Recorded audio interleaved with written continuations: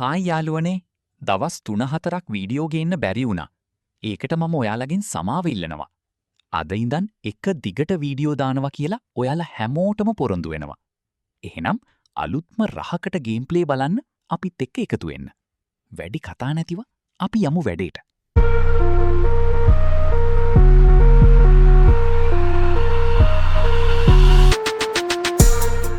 ඔන්න ඉතින් අද කතාව පටන් ගන්නෙ මිඩල් පාක් ඊස්ට් එක පැත්තෙන්. ඉතින් අපේ ලුයිස් යූසෆ්ගේ ලක්ෂරි අපාර්ට්මන්ට් එක ඇතුළට යනවා. මෙතනදි තමා අපිට පළවෙනි වතාවට යූසෆ්ව ඔෆීෂලි හම්බෙන්නේ. යූසෆ්ගේ ෆුල් නේම් එක යූසෆ් අමීර්. එයා ඉතින් GTA 4 එකේ The Ballad of Gay Tony එකේ ඉන්න මේන් සපෝටින් කැරක්ටර් කෙනෙක්. බොසා එසේ මෙසේ එකකුත් නෙවේ, ඇර බිලියනයා කෙනෙක්. ඒ නිසා මෙයා ලයිබ්‍රරි සිටිවල real estate, luxury business, construction වගේ ලොකු ප්‍රොජෙක්ට්ස් කරනවා. අනික පොර හෙන ෆනි. ලුයිස් එක්ක එකට මිෂන් කරලා big criminal and business type plans කරන එක තමා කරන්නේ. ඒ වගේම අපි ටෝනිගේ බිස්නස් වර්ල්ඩ් එකත් එක්කත් බෙස්ට් කනෙක්ෂන් එකක් තියෙනවා. ඒ වගේම මෙයා තමයි අපිට මිෂන් දෙන්නේ.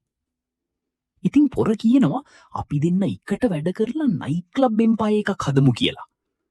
ඉතින් යූසෆ්ට ඕනි වෙනවා මිලිටරි ග්‍රේඩ් ඇටැක් හෙලිකොප්ටර් එකක් ෆියුචර් වැඩවලට.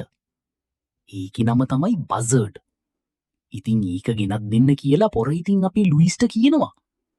ඉතින් අපි සල්ලි වලට ගන්නෙ නෑනේ කිසි දෙයක්. ඉතින් අපි යමු වැඩේට. ඉතින් අපි ලුයිස්ට යන්න වෙන්නේ මරීනලලට. මං හිතන්නේ අපි ටැක්සි එකකින් එතනට යන්න පුළුවන් වෙයි. ඒක ලීසිනේ. ඔන්න ඉතින් අපි තැනට ආවා. දැන් ඉතින් අපේ ලුයිස් නවත්තලා තියෙන බෝට් එකක් අරගෙන ලොකේෂන් එකට යන්න ඕනේ.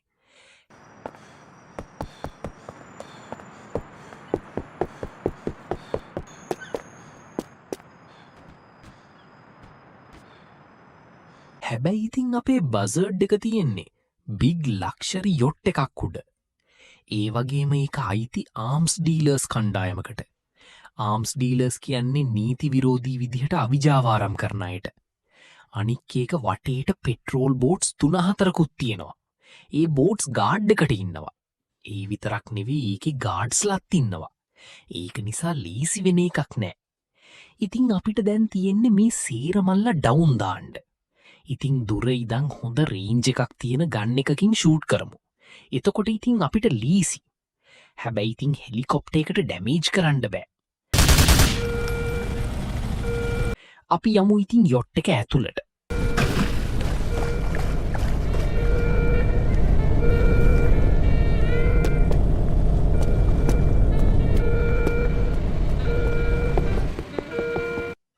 ඉතින් කතා කරලා වැඩක් නෑ, යොට් එක නම් නික්ස් ලෙවල්. දැන් ඉතින් ලුයිස් හෙලිකොප්ටර් එක ඇතුළට ගිහින් පයිලට් සීට් එකේ වාඩි වෙනවා. හෙලිකොප්ටර් එක නම් සුපිරි. ඩුවල් මෂීන් ගන්ස් තියෙනවා, හෝමින් රොකට් මිසයිල්ස් තියෙනවා, ෆාස්ට් මනූවරින් ස්පීඩ් තියෙනවා. ඉතින් දැන් අපිට කියන්නේ හෙලිකොප්ටර් එක යූසුෆ්ට ගිහින් දෙන්න. භාගයක් දුර යද්දි යූසුෆ් ආයෙත් අපිට කතා කරලා කියනවා යාට් එකත් විනාශ කරලා දාන්න කියලා. ඉතින් ලුයිස් අපේ අලුත්ම බාණ්ඩේ පාවිච්චි කරලා යාට් එක ගිල්ල දානවා.